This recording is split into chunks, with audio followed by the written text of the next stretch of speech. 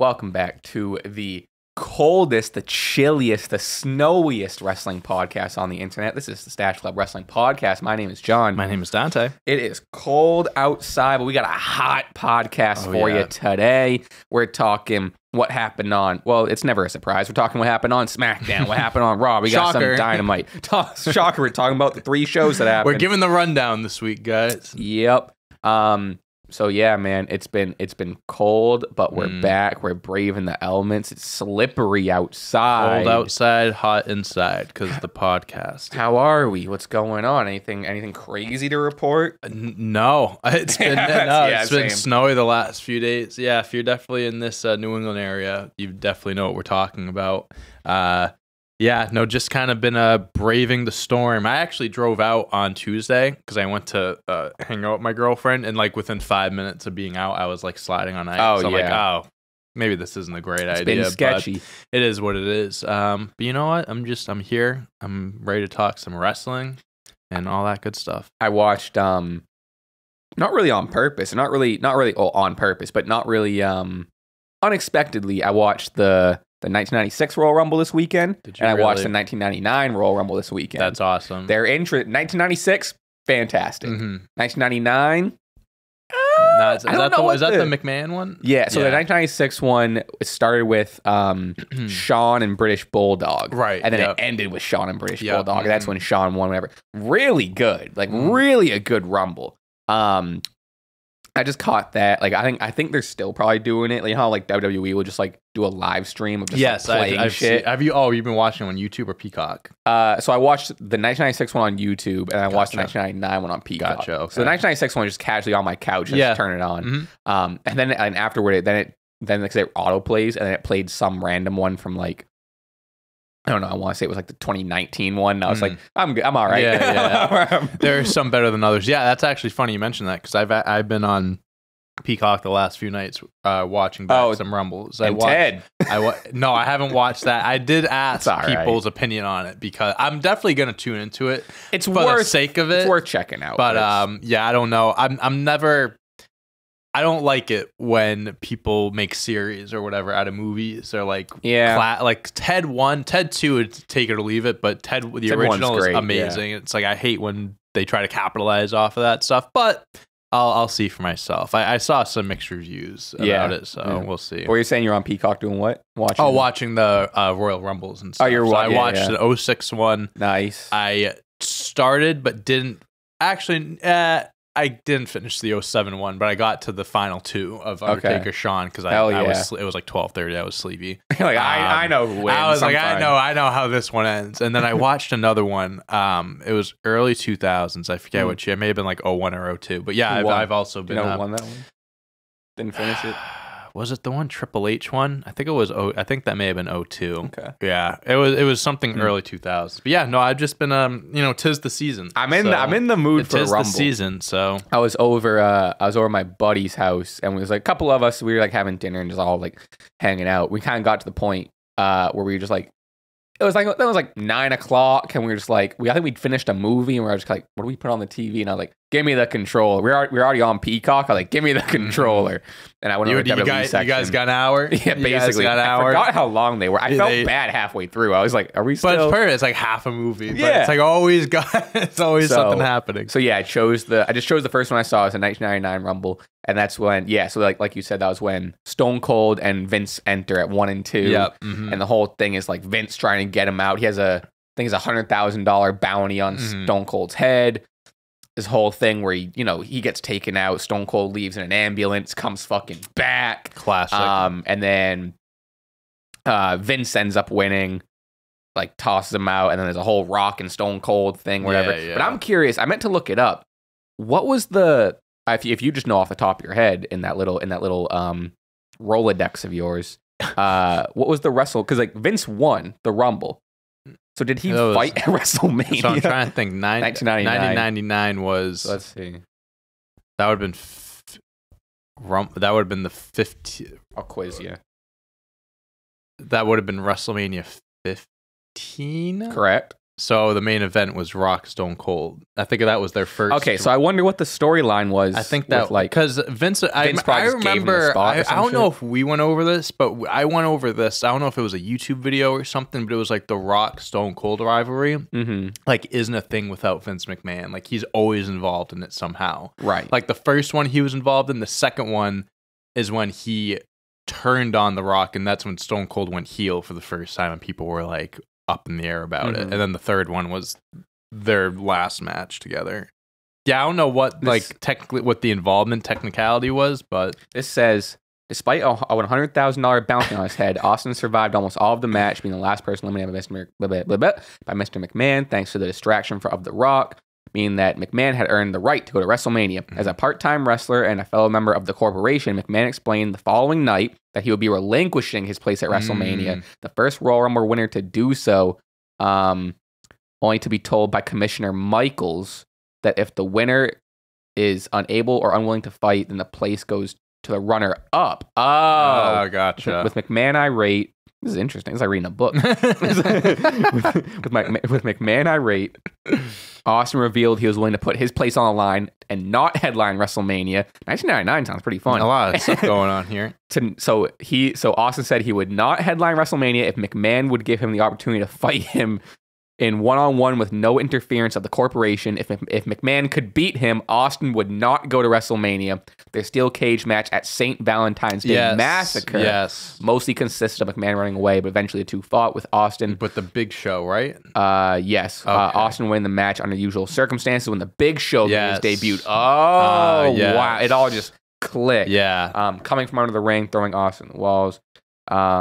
Yeah, meaning Austin had inadvertently won. Oh, that's interesting. You know what? I've thought about this.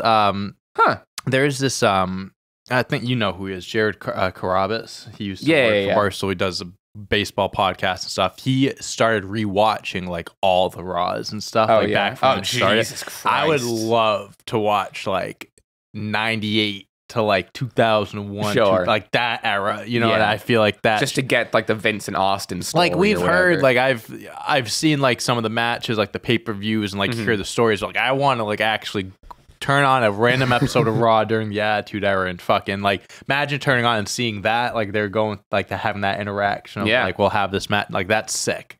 That they don't do it like they used to in '99. However, if you do that, you can't skip over the mid-card matches. Can't do it. Nope, can't do it. Or you can. That was 25 years ago. That's crazy. Or just watch like a 3-hour video on YouTube that has it all compiled together for you. That's also very true. I actually sent my buddy the other day that Roman Reigns documentary video, The Unreality of Wrestling. Is that what it was called? Remember the one you told me about? I thought it was from that guy like Sniper Wolf. Yeah, something like whatever it was called. But I sent my buddy that to check out. Yeah, I've been trying to get a few people into it. But so maybe to finish up the old Royal Rumble talk, I don't know how people feel about the 1999 Royal Rumble. I didn't love it. It wasn't. I loved like the shenanigans, and I loved like the Stone Cold and Vince McMahon stuff and the ambulance. I loved all that, but at that point, the Royal Rumble seemed like an afterthought, just with their shenanigans. Because the story, which is the match itself was an afterthought because the story itself was about Vince. And Undertaker did some shenanigans with Mabel. Like there was a bunch of shenanigans, and it wasn't nearly as star-studded as I thought it was gonna be either. There was like a lot of definitely notable names, but like I don't know. I wasn't disappointed, but I was just like, oh, this wasn't as, I don't know. I don't know what I was expecting. Even it shows you that even back in the 90s, WWE wasn't making the best booking decisions. But hey, that's wrestling for you. But other than that, I'm curious. I don't even know how to. That just gets me excited for the regular Rumble.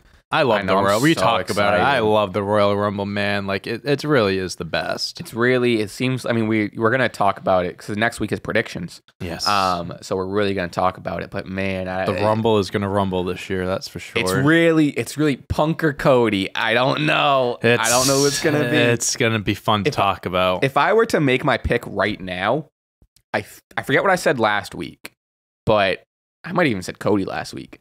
I would probably think Punk is winning it. If gun to my head right now, I'd probably go Punk. There's so many avenues because then I had a thought that went through my head the other day on Raw, and I was like, not obviously it didn't happen, and we'll talk about it. Like with the Jinder Seth match, I was like, what if like Seth loses? I was like, does Punk Seth need the belt? It doesn't really need the belt. They have a great feud in it. I don't know. But like I was like had that thought. I was like maybe Punk doesn't win. Maybe he does. I don't know. But there's gonna be a lot of debate over who's gonna win. I think if any match needs a belt, I think Seth and Punk need a belt. Maybe not. And I'm even back in the case of like if Roman's got the big match, it's gotta be for a belt. It's got I'm back on on the things need belts for the most part. Kind of. Fair enough. All right. Let's dive into some SmackDown stuff. We're skipping around here a little bit. Kind of only did the important stuff. Bianca defeats Bayley.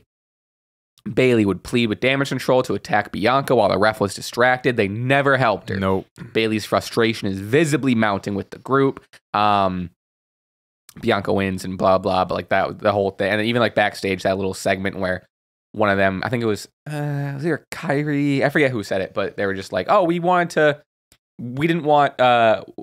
help you prep for like the best. Like if we helped you, you wouldn't have gotten the whatever. Yeah. So I don't know. Bayley's frustrated. The cracks are there. It's happening. It's happening soon. I really think, because then we got we'll talk about on Rob, we got the Becky Rhea stuff building. You want to talk about Cody or Punk? Becky or Bayley. Yeah. Again, if I gun to my head, I think because there's just more story there. Bayley. Oh, I'm going Bayley. I'd pick Becky right now. See, really? Because here's what I think is I go Bayley's in the match, or it's because like you have, because obviously Io wouldn't be in it. Right. Dakota's still injured. Right. So you have Asuka and Kyrie. Right. And maybe like Dakota's like ringside cheering him on. Yeah. Maybe Dakota. That would be nice if she got clear. That would be a nice surprise. That would be a nice surprise. That would be sick. Yeah, I don't know if she is or not, but that would be a nice surprise. So, I mean, even if that, let's just go a step further and think Dakota is able to compete, and Bayley's got, the turns basically happen in the match. Right. Now she's here, and then Asuka and Kyrie are like wolves, like, oh, we're gonna get you. Dakota Kai's music hits. She runs in, stands next to Bayley. And it's like, oh, we're on a team. And then Dakota turns on Bayley 3-on-1. I can see that. And the adversity of Bayley beating the damage control opponents to make it to WrestleMania to finally face Io. Listen, that makes sense. That all adds up.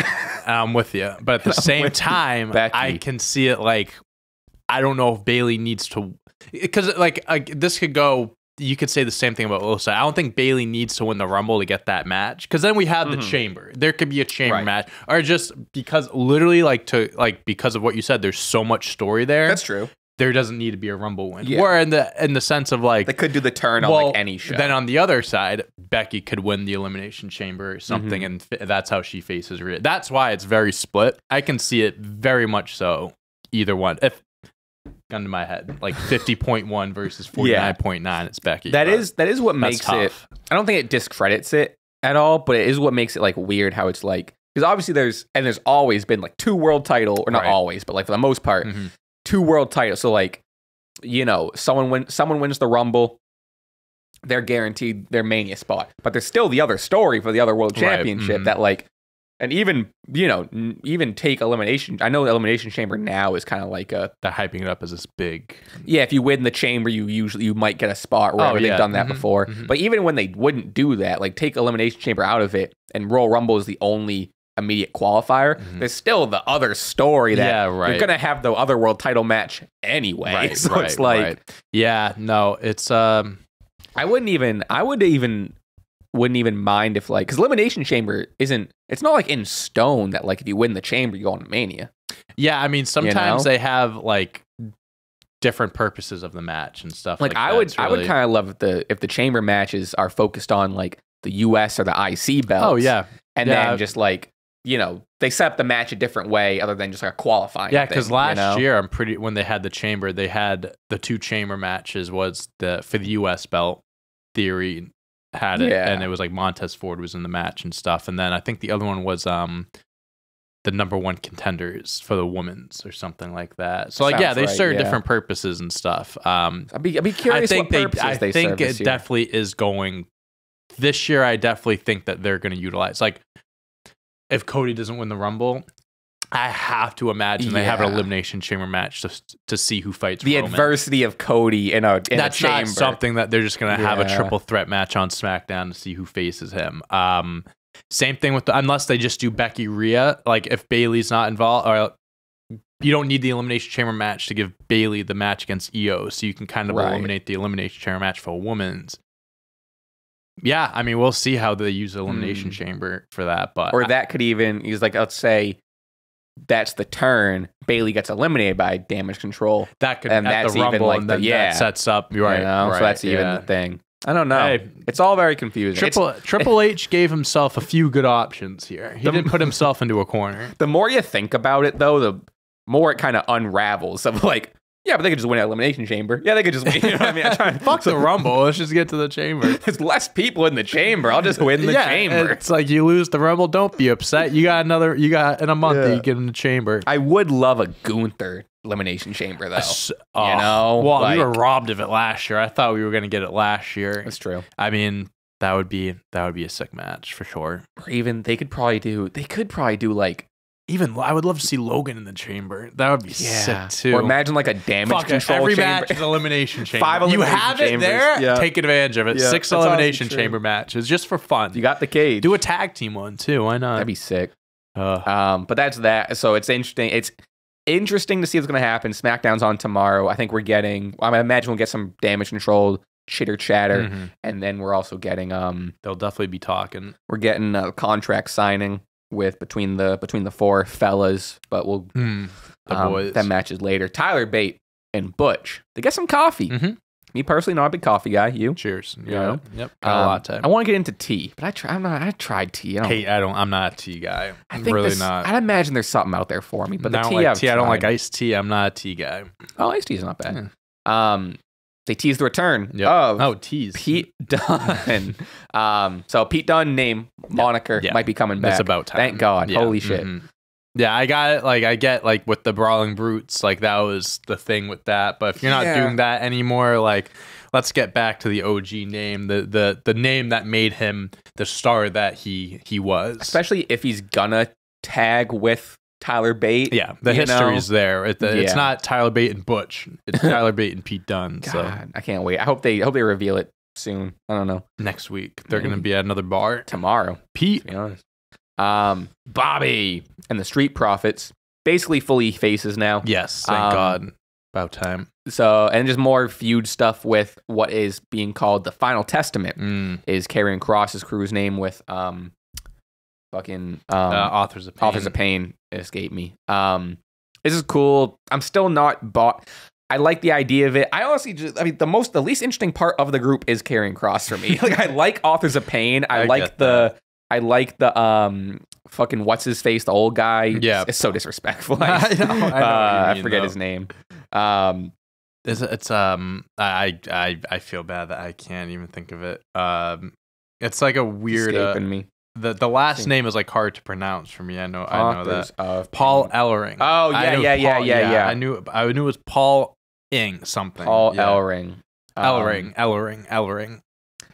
My takeaway here is Bobby and the Profits need a team name. So it's like every week, Bobby Lashley and the Street Profits. So apparently they do have a team name now. They're called the Pride. Is that true? Yes. Let me just see that. Yeah, I think they came out. Is that an official thing, or that's like gonna be? I think I don't know if they've officially. Well, in his bio, he says he's the leader of the Pride, Bobby Lashley. Really? Yeah. So I don't know if maybe they didn't say it on TV, but I think that's like kind of that's the thing now. The Pride. I mean, thank God. I'm so sick of saying like Bobby Lashley and the Street Profits. Yeah. The Pride. Yeah, I can get behind the Pride. That's cool. But yeah, no, the feud's gonna be cool though. The feud will be cool. Yeah. Yeah, I definitely think that's gonna take a little bit, and for Karrion Kross in this group to kind of, I think not to be legitimized, because I think having Paul in there and the Authors of Pain, like, for sure, kind of makes it of like, okay, this group is kind of like intimidating, but because of how poorly Karrion Kross has been treated, it's definitely going to take a little bit to kind of like legitimize him. I'm honestly just mostly excited for Street Profits versus Authors of Pain. Dude, that's what I'm most excited for. And there's a lot of teams like being reformed now, and like teams being called, like Pete Dunne and Tyler Bate being another one. Dude, I know we've talked about this a million times, but when WWE fucking decides to split those belts, we're gonna have like a great tag team division. If ever. Or just make them one belt. Stop carrying on 4 belts. Yeah, at least do something with it. Make it easier for the guys carrying them. Yeah, they really, especially with because they've been really focusing on tag team wrestling. I still think about when Damian Priest or who was it Damian Priest? Someone was complaining. Oh no, it was not Damian Priest. It was because of Priest, but Shawn Michaels was like, I never wanted to win a championship because I'd have to bring that shit to the airport and everything. It's like Damian Priest like has 2 belts and a briefcase, like that shit, like that's like apparently, we were talking. He's like, they apparently have to like travel with it. It's like 50 pounds of belts. You have to have the add-on, and then the briefcase. I would just use that as my carry-on. Which you would think that they would just you would think that like at least like WWE would take production would just take you know let's just put it in our big truck that we bring everywhere with us. And then to round that out, like I said, just kind of brushing over, hitting the highlights of SmackDown. We got Randy Orton, LA Knight, and AJ Styles defeating Solo Sikoa and Jimmy Uso in a handicap match. Randy was taken out earlier in the show, made his heroic comeback. It would have only been better if it was Cody. I know. And it was pretty standard. And then the good guys won, kind of sending a message to the bloodline. They definitely were tricking you out at first when they were like, you need to find a third partner. And they they were doing that. Because everyone knew Roman wasn't there, but then they were like, third guy was like, oh, it could be Roman, and then they were emphasizing, no, he's definitely not here. Paul was really like, he's not here. No one. So I was like, maybe he will show up. I think it's a good progression to the story. I mean, if Roman's not there, I thought it was the triple power bomb to Solo. The shield reference, I thought was a nice touch. I would have. They put him through the announce table, right? Yeah, Randy said like his big ass or something like that, like screw his big ass or something. Fucking love him. I'm excited for the Fatal 4-Way. I want this match, and I'm assuming it is because I don't think there's really been any real matches announced besides the Rumble and this one. This match needs to be at least like 30 minutes. Let these guys fucking go for 30 minutes. Like, don't have this be like, and Roman Reigns doesn't typically have shorter matches. I'm not saying that it's like that, but don't make this like a quick, like 15 minute, like get a bunch of spots out of the way. Go like, no, like let these guys fucking go to work. I do want him to stack all 3 of them though at the end. And dude, could you imagine? Ooh. I mean, listen, if they want to build him up and get that aura back, like his first Mania when he stacked Edge and Bryan, fuck, that's the way to do it. Like I want this match to have. I want them to have the one-on-ones, like the Roman AJ get their time, Roman Randy, Roman LA, they can even do their thing, and then just have everyone have their things. Just. Oh, it has the potential to be so good. I'm so excited. Especially let's and then the Rock comes out at the end. Set it on fire tomorrow night with like the contract signing. Have Roman. Will Roman be there? I believe so. I'll double check. Let's go. But yeah, have that pop off. Have Roman talk his cocky shit. Mm-hmm. Let's see if they posted anything. Sometimes they post like this on SmackDown. Maybe not. I could have sworn Roman Reigns. Oops. Whatever. Roman Reigns. I'm almost positive at least a contract signing. Whatever. But yeah, we can. I should even say safely assume we could hope that he'll be on SmackDown tomorrow. But yeah, that's about SmackDown. Let's jump over to Raw. Monday Night Raw's got a new little set design. It's cool. It's refreshing. So apparently it's a one-time thing because of the snowstorm. Oh, is that what it was? So apparently because of the weight of the snow on the arena or something, they could only set it up a certain way, like the house show version or whatever. So I think that's their house show setup because he put out that's wild. I saw Triple H put out a tweet and it was like with 24-hour notice, like they had to do this. So like he was like praising the production company, like they did this like. Last second, whatever, but it looked cool. It didn't look bad. Now you say it didn't look as like grandiose as it didn't look like, know? Because usually when they have like a new set, they're like make a big deal out of it and all that shit. Like maybe they have some pyro or whatever, but they didn't like sell it. They weren't like whatever. Also, I don't know if you picked up on this. I think it was, I forget which match it was. I think it was a tag team match, but during one of the matches, Michael Cole made a comment. He was like, and if you're wondering why the arena's so empty tonight and stuff like that, he brought up like the snowstorm, because like people couldn't travel and stuff like that. So like they kind of like made note of like the light crowd. And I didn't even notice the light crowd, to be honest with you. I honestly couldn't tell either, but like they definitely made note of like, it's not sold out tonight because blah, blah, blah. No. It's like, guys, I swear we're always sold out. It's just snowing. No, the empty seats, people. No.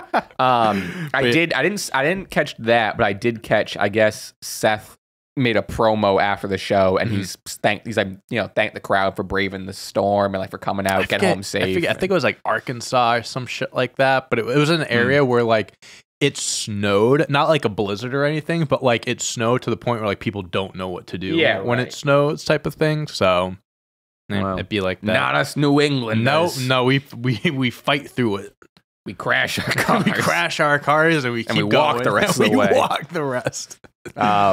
Cody and Drew. Woo! Oh man, talk about a promo battle. Probably segment of the week. Or at least for WWE side. This was sick. This was really, really good. Really did a really good job at A, just hyping up the Rumble in general, and then B, putting in and hyping up intertwined stories within the Rumble, which I think is always great, because you just get less of like, random people throwing each other for no reason, because you're gonna get like Cody and Drew interaction. So like they're building that up. These interactions, right? Some quick notes on the whole thing. First of all, I think this is the best mic and character work Drew has ever done. Like Drew is on a career run. He's been on a really good run since he's turned heel. Drew comparisons about how they both left the company and came back better than ever. The fact that they, on the indies and other promotions, they became so good that WWE had to call them. Drew makes note of how they grew up in the company together. They were even tag team champions as the Dashing ones. And Drew said, "Do you remember what it was called?" And Cody, like half a smile, goes, "The Dashing ones." And they were like, I think they're both like, I wonder how that didn't get over. And shocked we aren't still teaming together. Yeah. And I forget what it was specifically, but it was either I think it was Drew's last match. Yes. Before that was what it was? He said, "You were my last match before that's what I came back," or something. And then Cody was like, "And who won that match?" Yeah, okay. And that was a bar. I thought that was sick. Because that was mentioned earlier. Yeah, and then at the very end, Cody went, "Oh, remember that match you mentioned? Who won?" Fire. Walked out. Best dressed and best on the mic. However, I will say, banger of a bar, but it is a little bit saying like, so what was that, 12 years ago or 7 years ago, 9 years ago? 2016. That's when it was, 2016, 8 years ago. And it's funny to say, like, remember 8 years ago when we were a lot smaller and weaker? Who won that? It is like me, this guy. Yeah, I won it. Just as like flexing his muscles, this guy. Not like thinking about it too much, really just like lying about it. I was kind of thinking about after, is like, well, yeah, who cares? It was like, you both were like, back then Cody didn't dye his hair blonde and have a neck tattoo or anything like that. Yeah. Cody, before that, Cody kind of expressed how bitter Drew is. He said that, you won 2 championships and all you do is complain and you want your spot and all this sort of stuff. And it's very, similar to like the Shinsuke thing, where Shinsuke would compare, which I like this pattern of people stepping up and comparing themselves to Cody. Yeah. And Cody having to be like, we are not alike. The same, yeah. We are not the same. But yeah, so this was sick. Really, really cool. Yeah. I just thought of it during that. Don't know why.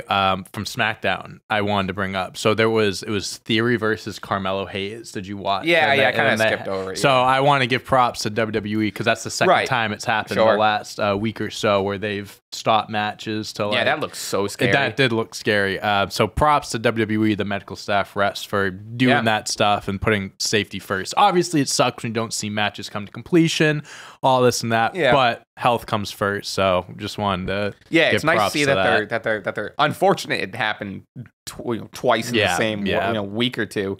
But yeah, nice and reassuring to say, okay, this is a priority. Yeah. And also, I don't think. I think both of them came out scot-free. Yeah, I think they said like face contusions or something like that. Like they look nasty, but they're good. So DIY defeats JD McDonough and Dominic Mysterio. DIY, credit where credit's due. They're doing a pretty good job every week of very, very, very, very, very, very slowly getting over with the crowd. At least they're progressing. At least they're making their steps. They're getting there. It's baby steps. It's a slow burn. It's all about the journey. They're getting there. I already said my piece on Twitter. Who cares? Not for me. I don't care. I get it. I'd love, I have so much respect and whatever you want to say about the black and gold version of them in NXT. Like this isn't the NXT version of right. DIY.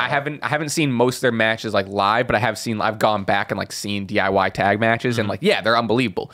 But this main roster version with like the blue and red and like Ciampa's supposed to be this grizzled hard guy and just like, my biggest gripe, if I can say, is what Ciampa is kind of that same thing. As to me, it's like Gargano. I get it. He can be the good guy. He's like the one. The Ciampa should be the unhinged. He doesn't give a fuck. Like he could like snap at any second type of thing. That's kind and like in NXT, they're both good guys. Like when they were both good guys, I get that. But like when Ciampa did turn heel, that's what made him the best because he had that edge and he was like hated and stuff. They can still have a little piece of that with his character now, but still make him a good guy. They tried that with Gargano. Gargano did all right, but Ciampa's a much better heel than Gargano. I just think I'm with you. I think there's a little bit more they need to tweak. They're getting there, but I think they're getting there. There's still some more they have to do that will get more fans to back them up. And I think they have like the hardcore, like, oh, we remember you guys from NXT. Like, we'll get behind you, but they need to get the casual fans and like the main roster people behind them. They need they're even like in the simplest terms is they're missing their coolness factor. They're just not cool. They're just a tag. They're just a tag. Yeah, team. they're not cool. They're kind of cartoony and maybe silly like, presenting. And maybe like the mindset of WWE is getting them over in the ring, like the whatever. And then you add on because they had the backstage segment with the Miz and stuff. It's like maybe you add more stuff like that as time goes on. But I do agree. It is taking a bit. My whole thing with them is I'm never gonna shut the door to them because I know the potential they have, and I'm excited to see every week maybe something changes, whatever. But I'm also just not gonna feign interest because they're DIY. Like I'm not gonna pretend that they're still the DIY. Right. You know what I mean? I am taking in what I am being presented on this TV show. The DIY we're seeing right now, it's not the DIY we were seeing 5-6 years ago. This DIY has no swag. That's the thing. And I'm big on swag. Zero swag. Gunther returns to television. Speaking of someone with some fucking swag. Yep. We get the Ludwig announcement with the Gunther and all that. The best. Just hyping himself up. Just Gunther. Gunther talk says that he wants to win the Rumble. He says he reminds the crowd that he made it to the end after entering at 1 last year. Blah blah blah. Xavier Woods comes out to avenge Kofi. After Ludwig kicked Kofi's head in against the steps last week. They have a fun match. They have another similar to that of Kofi and Ludwig the week before. It's like a brutal and hard-hitting match, like because there was like animosity there, right? So that kind of like leveled up. It was personal. Nice. Yeah, this was great. Xavier Woods ends up getting DQ'd after blasting Ludwig with an announce chair. Love it. I love that side of Woods. To that, Woods. Every time he's in the ring, and every time he's like has to do a story solo or pick up some kayfabe slack for the New Day, proves himself every single time. He's so reliable, dude. We need the singles Woods run now. Like Is maybe, you know, because Gunther's going to drop the IC title eventually, maybe at Mania, which we'll talk about some speculations. And I think Woods, once it's off Gunther and it's back to just like reigns that aren't like insane, we'll have some sort of like, we'll have those hard workers, maybe those underutilized guys. And not to say because I love what Gunther's doing now, but it will be nice once he drops it for a change with the belt. And also because when he loses, we know that he's getting elevated. Right. So there's good that comes out of it. For sure. So I would love to see Woods with the IC we can belt. make a list of guys that we'd love to see with the IC belt. Just hard work, like workhorses. Chad and Woods would go crazy. I mean, those are top two examples right there. Yeah, man. I actually saw this on Twitter, and you might be surprised. So obviously, oh, go ahead. Is it Jey? Oh no, it's not. Oh, sorry, no, it's not Jey. So there's like obviously odds for the Rumble and stuff like that. Who's winning? Number one right now is Punk. People are assuming he's going to win. Yeah. Cody isn't number 2. No, it's Gunther 2. Gunther's number 2. Wow. Yeah, I saw someone put out, it was the top 3. Yeah, it goes Punk, Gunther, It's Cody. Interesting. I don't know if I'd agree with that. I don't agree with it either, but man, that would be my top 3. I love that Gunther's getting that. Wow, getting included in there. That's interesting. That last 3 in the Rumble. That's probably that would feed families. It's probably, I don't know, because like as much as I don't want them to like copy last year's Rumble and have like Gunther and Cody at last, or but like. How good? It's good. And then add Punk into it. So it's like, I don't know. Yeah, I don't think it wouldn't be watered down. No. I think it would be great. Yeah. So after that, Kaiser assaults Woods backstage, gets interrupted by Jey Uso. So people are speculating that this is leading to maybe Jey Uso versus Gunther for the IC title at Mania. It's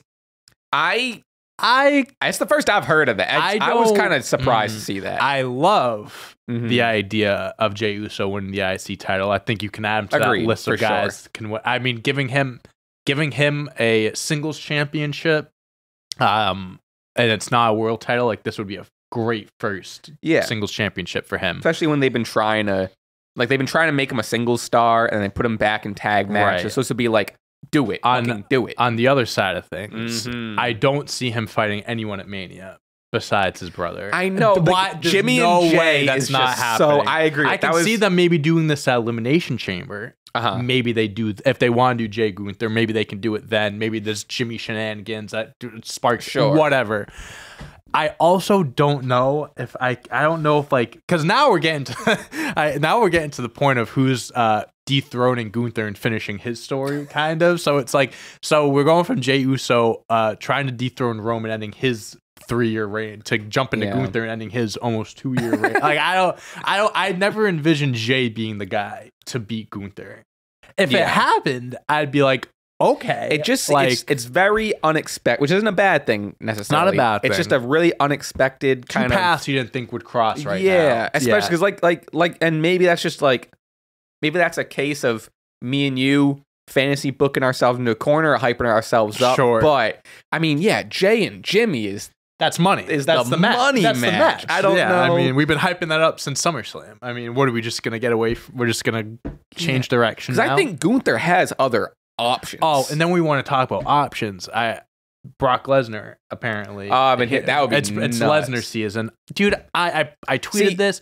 I want Gunther Brock, bro. Oh my god, like just. But here's the thing with that. I would love that. I'm with you. I would love it. But I want Gunther to drop the title, and I don't want him to drop it to Brock. I get that. But So if they had the match and the belt was on the line, that's like. Brock with the IC title. If Brock would stick around, that would be funny. It would be kind of cool. Sick. But like at this, I'm kind of like Gunther could just win. Gunther could win, but at the same, they're kind of building like that match is kind of like a final boss. And I can see if Brock, like Gunther beating Brock, could be Brock's retirement match. Like that's how big that match could be. So it's like, do you want to not waste it, but like get that out of the way for an IC title match, or kind of save it for like a bigger moment? I think that's what you want to kind of, because I bet they could do it this Mania. Like I bet both guys would. Sure. That's a money match. But do you want to do it now? Also, it depends on how much time Brock has left. he might want to retire after the. People thought he was retiring after beating Omos last year. So who knows what his schedule is? But yeah, there's WWE. They're doing a solid job right now of keeping things open and making people guess of what's going to happen. Yeah, I would definitely love at least a Brock Gunther face to face in the Rumble. They did it last year. Yeah, but I want a little bit more this year. Oh yeah, I didn't even think of Brock. It was so quick. It was so quick. So I do like Brock being in the Rumble and getting eliminated somewhere in the middle. He put someone over. Yeah. Mm-hmm. Interesting. Yeah, except for when he wins it, like he did 2 years ago. What are you gonna do? Got speaking of Rumble though. Rhea Ripley and Becky Lynch promo. This was also great. This was fantastic. Was great, yeah. Becky comes out and she's talking to Rhea and she's saying, Becky's been going through it a little bit the past couple months. Becky says, "I think you're better than me," which I thought that I was like, "Whoo!" She said, "I think, or I'm scared you're better than me." Like I think about it and I think that you're better than me. I think you're better than me. Becky says to prove to herself that Rhea isn't better than her and that Becky is the best. The only way she can do that is by beating Rhea for her Women's World Championship. Becky says she'll do this by winning the Royal Rumble. She mentioned Mommy versus the Man. Yep. Rhea Ripley says, "No one wants to see you win the Royal Rumble more than me. See you at Mania." Fire. See, that's what makes me think that Becky.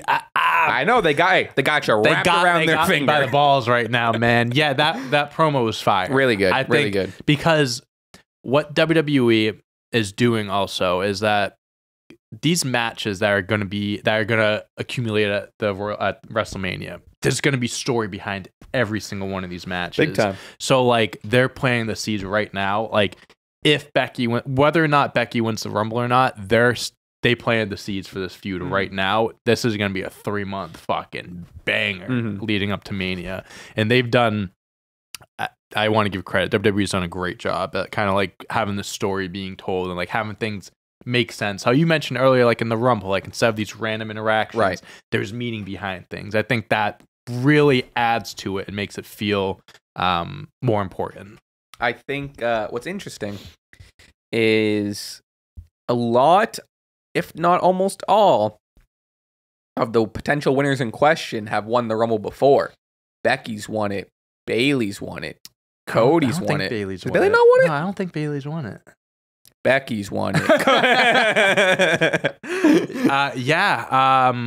Maybe you're right. Yeah, you're probably right. But Cody's won it. Punk has Punk not won the Royal Rumble?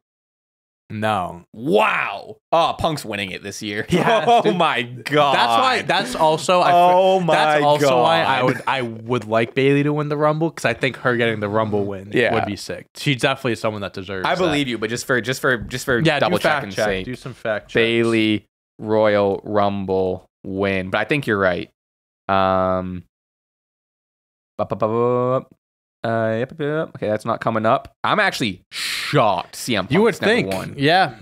Wow. Yeah, no, you would think. That's crazy. So he's winning. So yeah. Put his name in the history books. Wow. Yeah. But also I think, not to go back to the Punk thing, because we're jumping around here, but I know everything's amended. I know everyone shook hands. After everything that's happened, after how soon he's back in, they're gonna give him the Rumble win. And I'm saying they're probably gonna, but it's crazy how quickly everything happened. They shook hands, fine, whatever. You're still on a tight leash, it seems. But we're giving you the main event. We're gonna give you the Rumble win. We're gonna give you that's nuts. Hey, but it's money. Hell froze over, as they say. They've said it. They put on a shirt. Yeah, they put on a shirt for everything, they say, basically.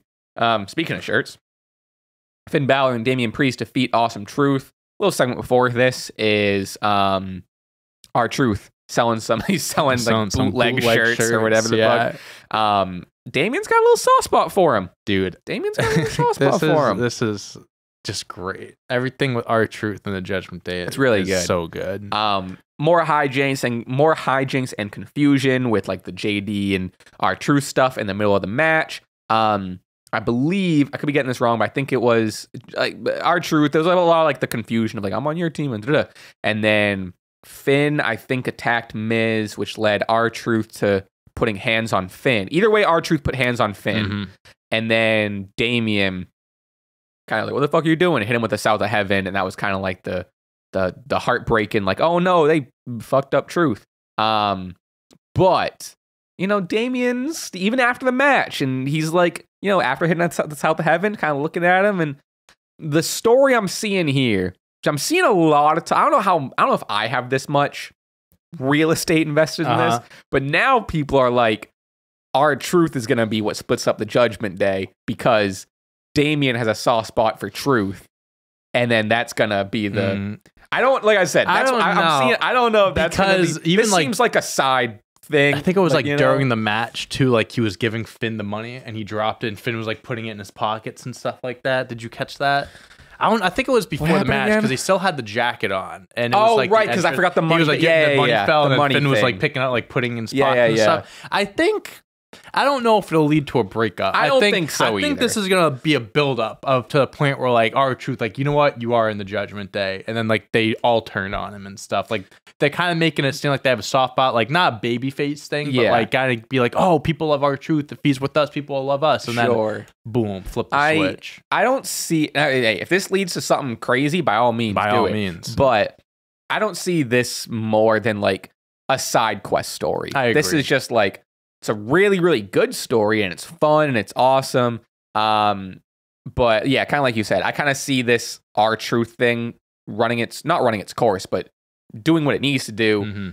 And then it ends, he's out, and then Judgment Day go back to doing whatever they're doing. I hate to compare it, but like it is close in comparison is like the whole Sami Zayn Bloodline thing. Like I think that started off as like a side quest. The way you said that was like as if it was like the first time you ever said that. I know, like, guys, you said it like every. Hear me out. Like, hear me out. Look, I hate to compare.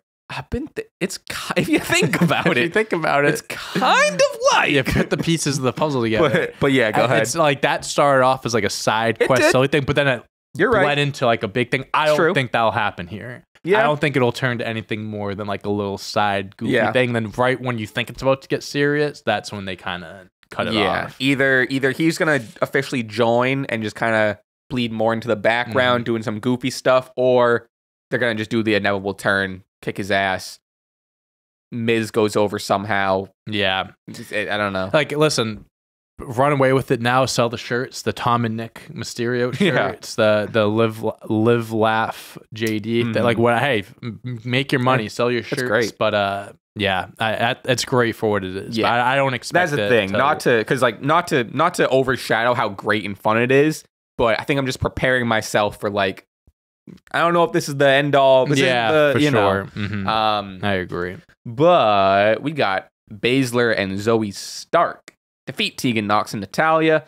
This was solid, but really it's just, the point here is we got some heavy contenders. Oh, yeah. In Shayna Baszler and Zoe Stark to go against our KCs for the titles. Yep. So this item, maybe a Royal Rumble match. I don't know what this is going to be. I don't know. Maybe probably on Raw, to be honest. Well, hey, at least they're giving them some TV time. They're giving them some spotlight. I like the team of Baszler and Stark too. Like they make sense. They're like they're too strong. Like two similar style wrestlers. Yeah. But I'm hoping, God, let's Cade and Katana, pull it out for me. Let's have a good reign for them. Have a nice solid reign. I know, but so they're building up. That's fun. Seth Rollins defeats Jinder Mahal in a match that didn't need to be nearly as dramatic or investment worthy than it had to be. Yeah, really solid match. Handful of pinfalls and close calls and kicking out at the last second. Made you really think Jinder was going to pull this one out a couple of times. So are they going to do it? The second time when you hit him with the briefcase and hit the colots on him, I was like, wow. Good. They got me. I really thought they were going to get him for a second. We got some Damian cash-in teas with Drew taking him out and blah, blah. A lot of people thought that tonight would have been I feel like every week now it's becoming like He's gonna cash it. He's gonna cash it. People are like, I heard that there's extra pyro on Raw this week or something like that. It's like, what? Why would they do this? I saw confetti. Why would they do? I love it. But yeah, you just gotta cash in this fucking briefcase. Yeah, I don't cash it in. Make it an official match. Add yourself and make it a triple threat. Lose. Get it over with. Honestly, maybe cash in. Damian actually cashes it in. R-Truth tries to help. R-Truth is the reason Damian's unsuccessful, and that's something there. I don't know. Or maybe he helps him win in that state. Maybe he helps him win. He's in now. I don't know. Maybe R-Truth does play a part into that. I don't know. Hey, listen, months ago they did change the briefcase and the contracts got switched around. They still have that in their back. Imagine if they pulled that out. Like, remember 7 months ago? That would be when we changed the color of the briefcase. That would be insane. Contract's been there the whole time. That would be insane. You didn't even bother to check it. It's been 7 months. It's been a year. Nuts. But yeah, this was cool. Great main event. Clean. Seth wins. Bada bing, bada boom. There's the saying. And yeah. So that was that. That was Raw. Unless you have some other final thoughts. No, on that. honestly, I mean, cool to see Jinder in that spot. Credit. I mean, Jinder, it was a solid. It was a solid match. It wasn't anything to write home about, but it was definitely believable for sure. Yeah. So yeah. AEW Dynamite, baby. Dynamite was fun last night. A lot happened. We got Christian Cage defeats Dustin Rhodes in a banger of an opener. They haven't fought in like 20 plus years. I saw it was like a early 2000s episode of Raw. Oh, so they have faced each other? Yeah, wow, it was like crazy. It was like early 20 years ago.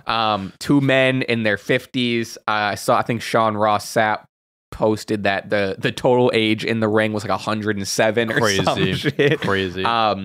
Just in like really, really nuts. These proving that like age doesn't mean anything in wrestling. That's if you're in your mid 50s, you can still put on a banger. Props to Dustin Rhodes. Just prove. And I saw it when I was watching the 99 Rumble.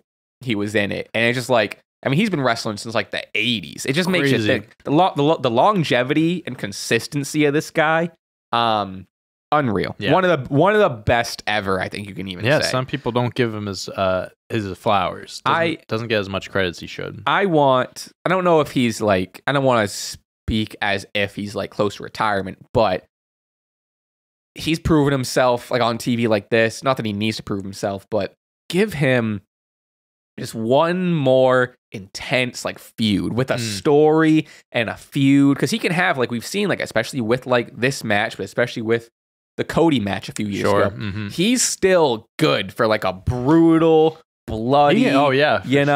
So give him another just like something to sink my teeth in. I think that'd be great. But this was fun. Christian ended up winning. And what are you gonna do? Roderick Strong.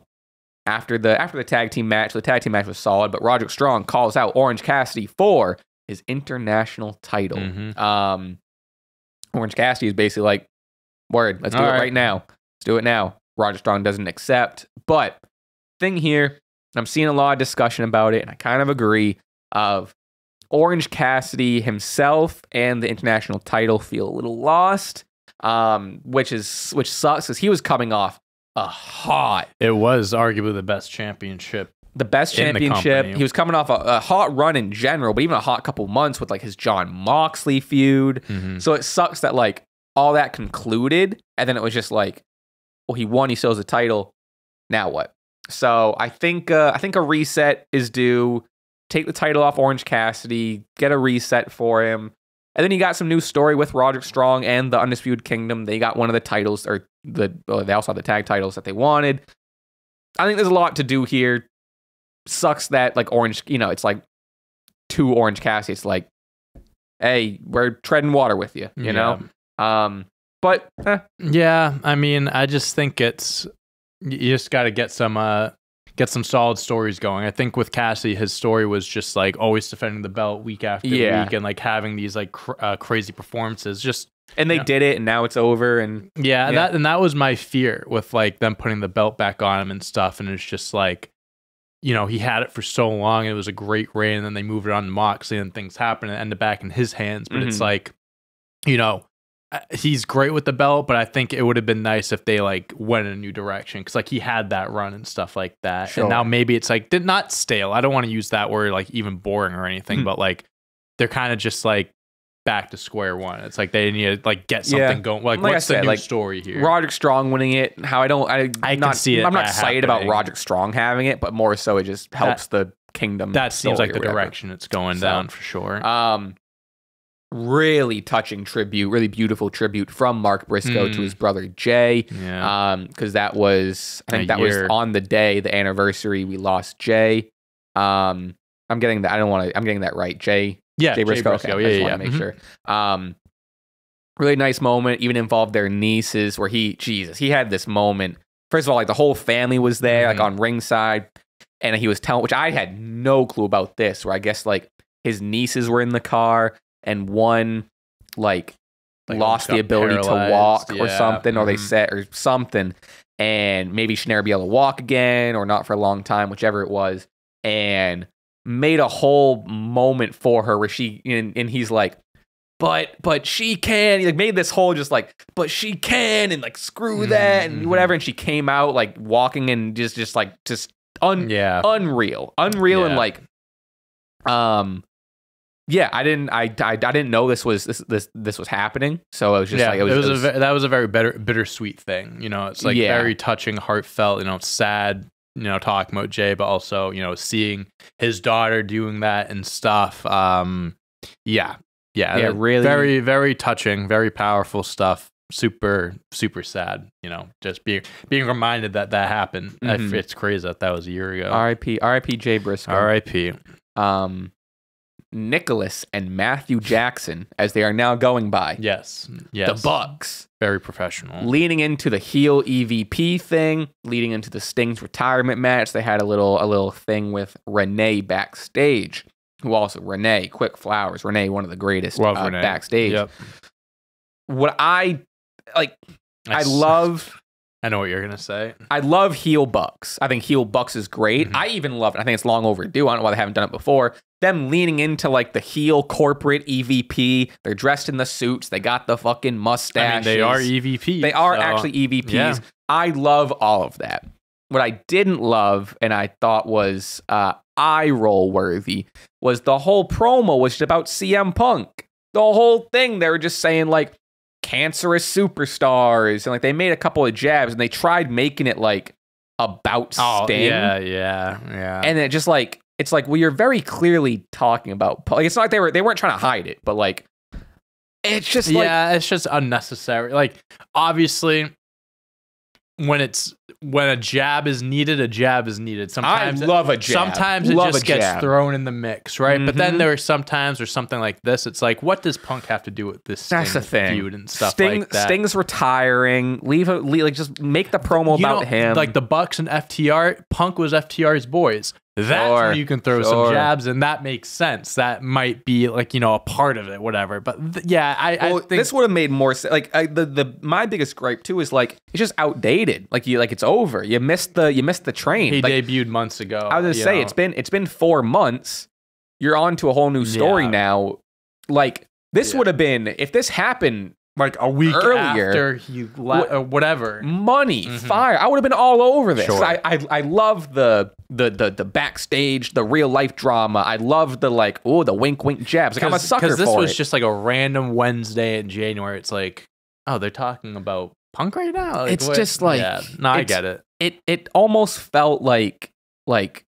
Oh, you guys haven't moved on yet? Yeah, I get it. It was weird. It just kind of takes away from like what the promo is supposed to like mean and like what it's. Yeah. And again, I love heel EVP Bucks. I think it's gonna be a lot of fun. But it's like, and I don't know. I don't want to say I get why they did it. Like I get it. They're super heels now, and they want to get maybe the last word.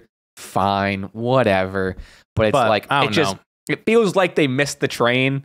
You know, and it would have been 6 months ago. Or just like, cool jab, you should have saved it for some other time or something like that. Again, like time and place. But I don't know.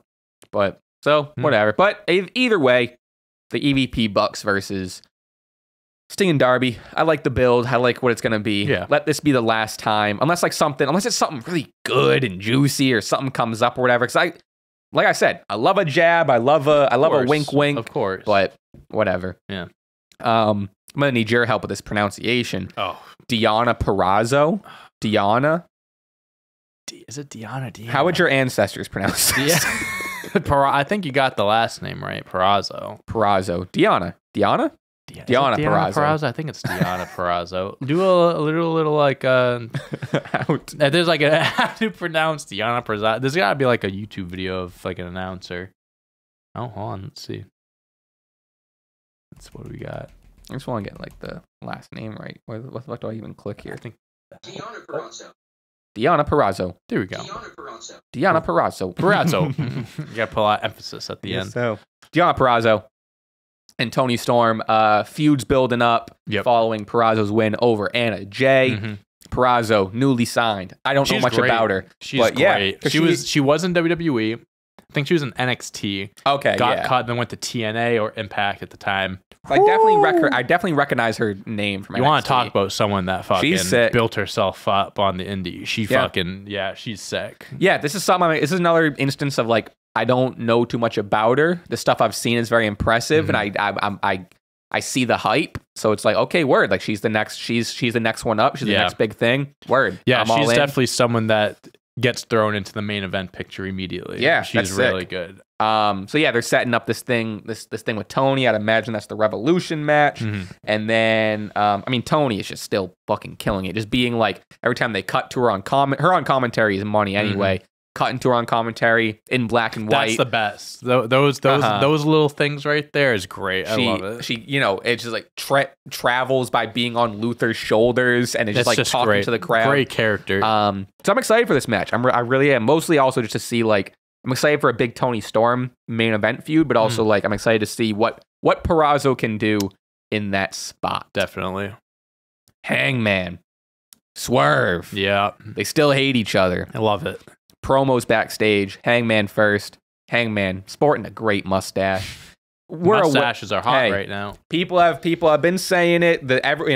Roddy Strong's got a stash. EVP Buck's got stashes. Hangman's got a great stash. Seems like someone's keeping up with the channel. People, I'm not taking credit for anything. I'm just saying mustaches in wrestling are cool again. I'm just saying. I don't want to say we're the reason, but it's good to see some representation. Yeah, is all I'm saying. We'll be expecting our checks in the mail.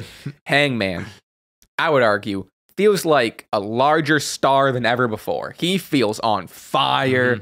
The new, like, slightly new look, the new attitude. He just feels fucking sick.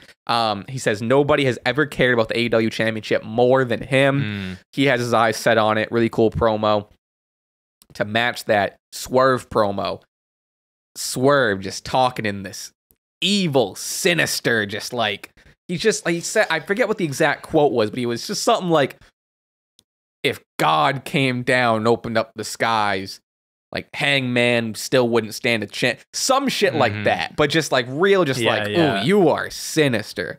I love it. He also, in equal manner, feels on top of the world. Oh yeah. So like I said, he makes mention of Hangman having no chance of ever beating him. So like, I love that. Like, no matter what story's going on, whenever Hangman and Swerve like have an opportunity to cross, they still like continue their story with whatever else is going on.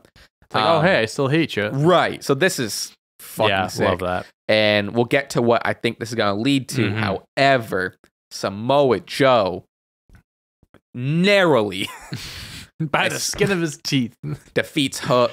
Yeah, this was a really solid showing. Loved this. I'm a Hook stan. I love Hook.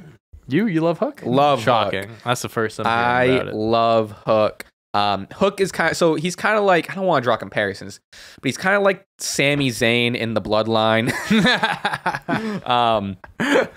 This was fun. I haven't been this invested in a match in a while, just purely off in-ring storytelling. Like, this got me. Hook got his ass kicked for a lot of the match. He took a fucking an insane Uranagi to the fucking announce table. Yep. Got hit on the side of the ring. Doctors were checking on his fucking spine. Yep. Dies back in the ring at 9, or even before that. Like flips off Joe. Like does that whole shit. Just fucking good. And then he finally like, first of all, like selling his ass off, making Joe look like a monster. So credit to that. First of all. Second of all, finally got a little fire in him. Got some offense in. Clothesline. Hits him with the. Is it Exploder suplex? What's Taz's suplex name? I think it's Exploder. Yeah, I might be getting the name. I know wrong, what you're talking but about. Hits that suplex. Crowd goes crazy. Hook could do it. Hook he kicked out at 1 at one point, which I am a sucker for. Have a good 1 count. I think going into this match, everyone was like, this is Hook's moment. This is sink or swim for him. Not like kayfabe wise, like he needs to win, but like this is a big prove it match. Main performance wise. Yeah. I genuinely think this kid is the future, dude. Yeah, I think this match was I think this was like a not throw him into the fire, but like, hey, we're gonna throw a lot at you and like just see if you can swim.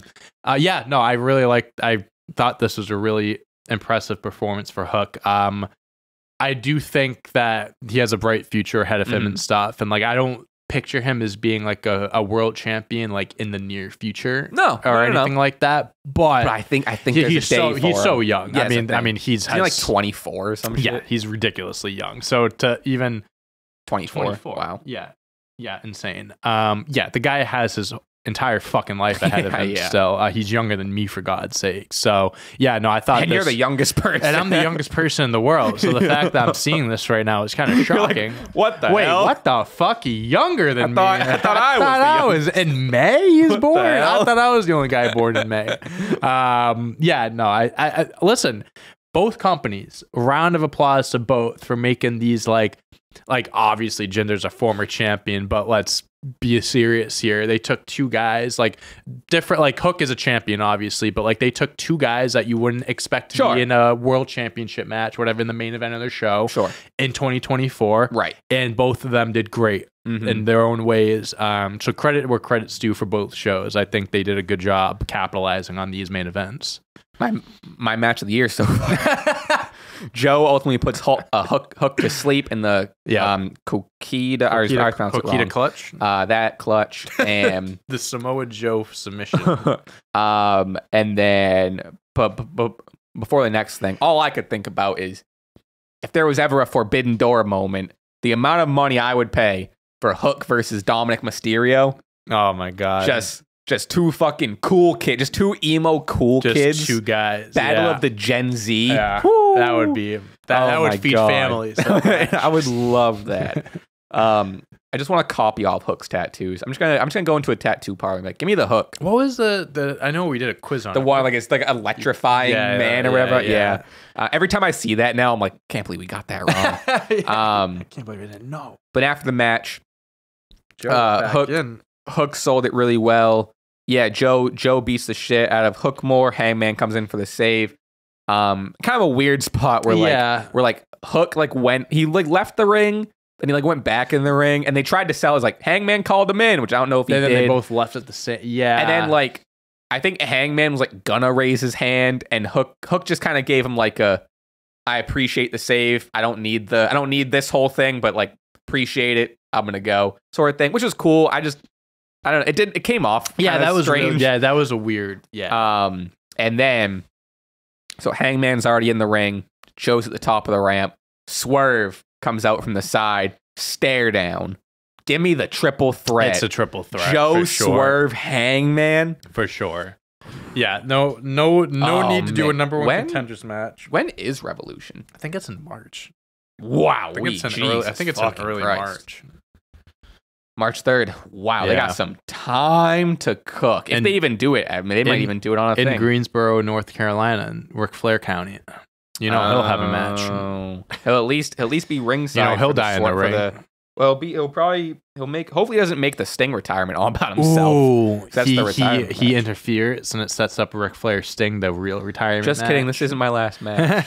I have business to settle with you, Rick. Jesus, that'd be nuts. That would be terrible. But yeah, I am so on Joe Swerve Hangman. Multi-man matches are hot right now. They really are, right? They really are. I don't know why companies don't do them more. It's easy. It's so easy to include one or two other guys, and it makes the match 10 times better. So easy. Sometimes a triple threat can be. I think I like a fatal 4-way more than a triple threat. The more the better. It's a triple threat with that. But I think a triple threat sometimes you get like the one guy not doing anything. Sure. At least a fatal 4-way, you always have the one. I remember it was when AJ was the WWE champ and he was going into Mania. It was against Shinsuke, and I think it was Fastlane. It was like a 6-pack challenge. It was him, Cena, Ziggler, Owens. I think Sami Zayn was in there. Yeah, it was like 6 guys, but like that match fucking kicked ass. Like, so I love matches like that, man. They're so good.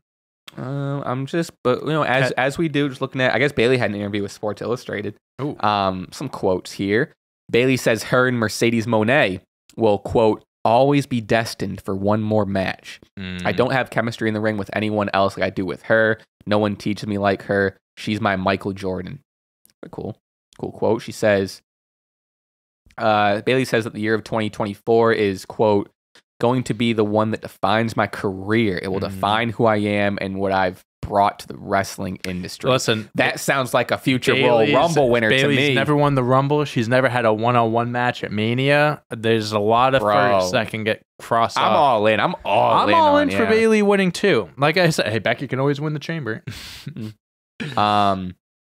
PWI's Wrestler of the Year award list as voted by PWI readers. Number 1, Seth. Number 2, Gunther. Number 3, Will Ospreay. Number 4, MJF.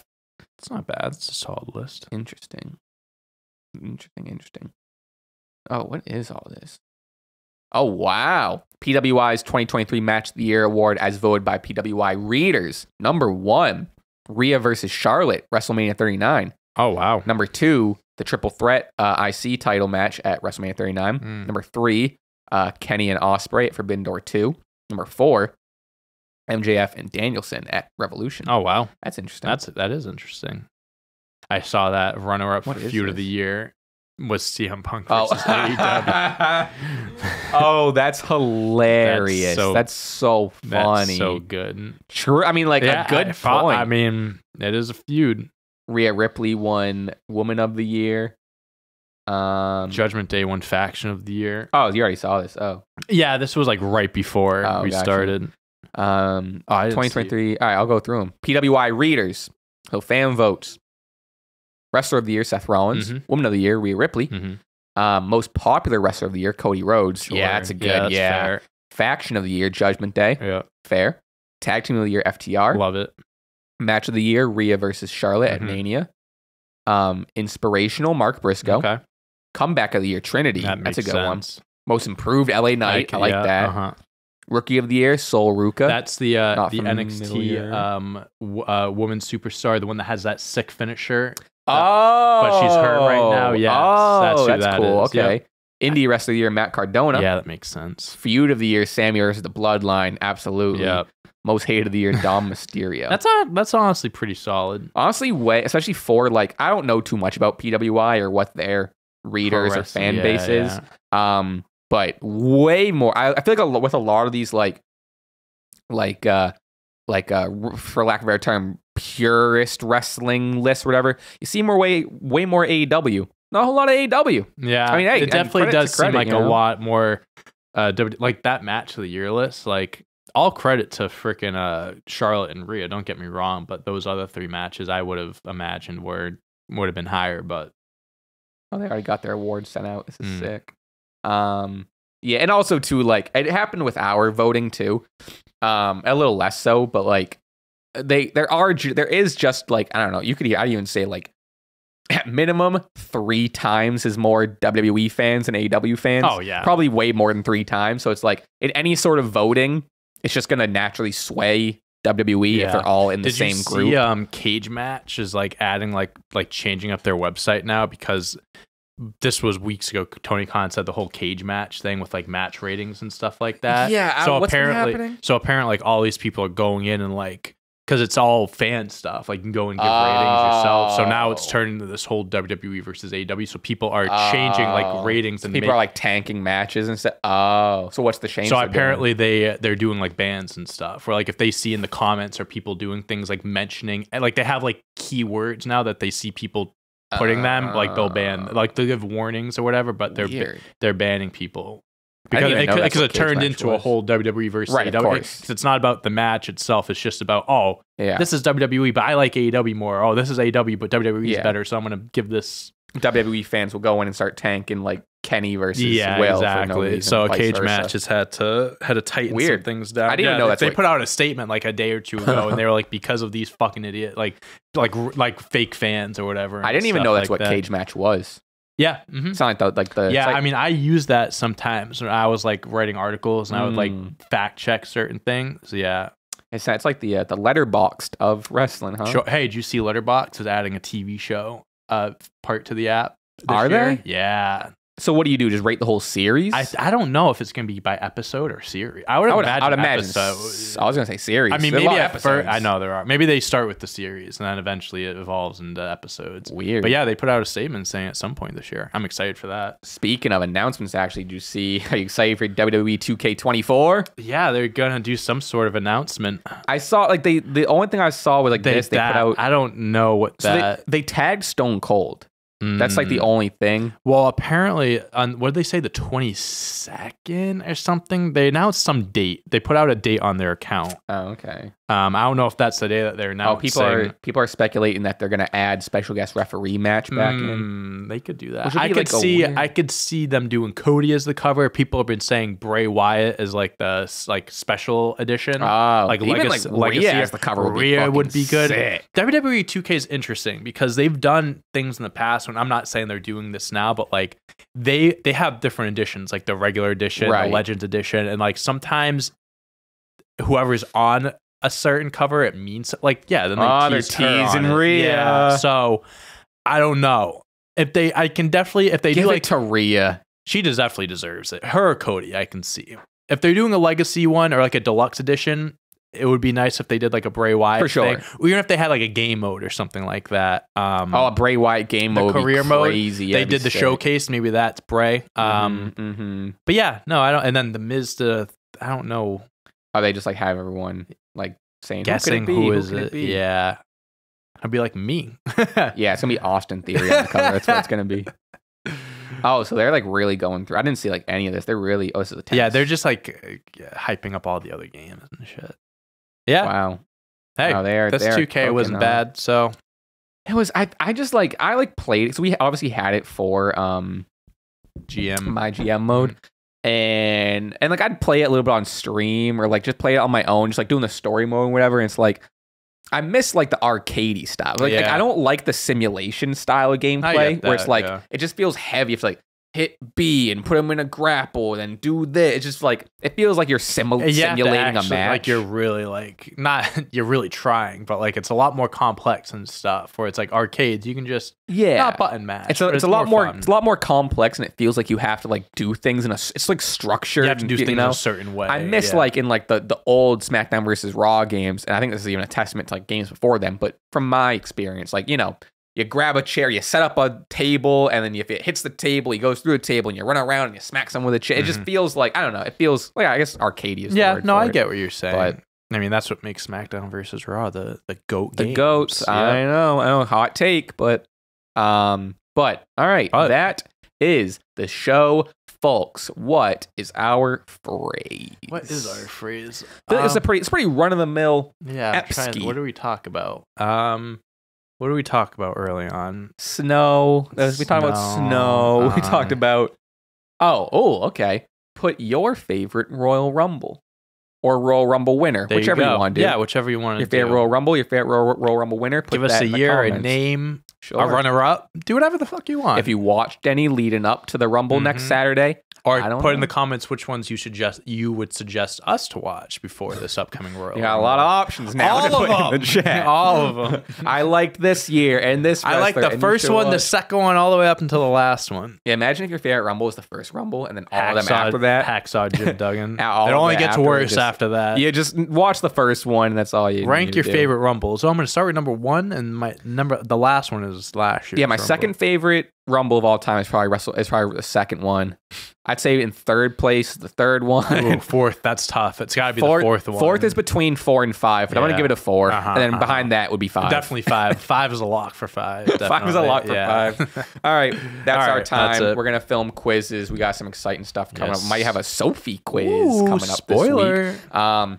Thank you for listening. We have, oh wow, I didn't plug a damn thing at the top of this. That's why we do it at the end of the episode. Spotify, if you want to listen to the audio version, we are on Spotify. We're on all of the streaming stuff. Follow us on everything. We have some merch left in the description. You can join the Discord by hitting join. A little monthly payment to hop on in the Discord. Yep. And they might what? You know what we forgot to mention? It's Batista's birthday. Today? Yeah. Is it really? Oh, happy that birthday, been the top Batista. Of the episode. Oh, man. To the 10 people that are still here after all the plugins and stuff. How old is Batista? 52, 55. Oh, my goat is getting old, man. Wow. Fuck. He's pulling out fits nowadays looks great. too. Well, in the WWE's tweet, the tweet was like in one of the best dressed or whatever. Oh, really? Yeah, look it up. It's great. Yeah, it's like dog lover and stuff like that. Dog lover. Oh, right. Dog saver, rescuer, or something like that. It was their official account. Yeah. Come on. Where is it? Where are you, Batista? Right there.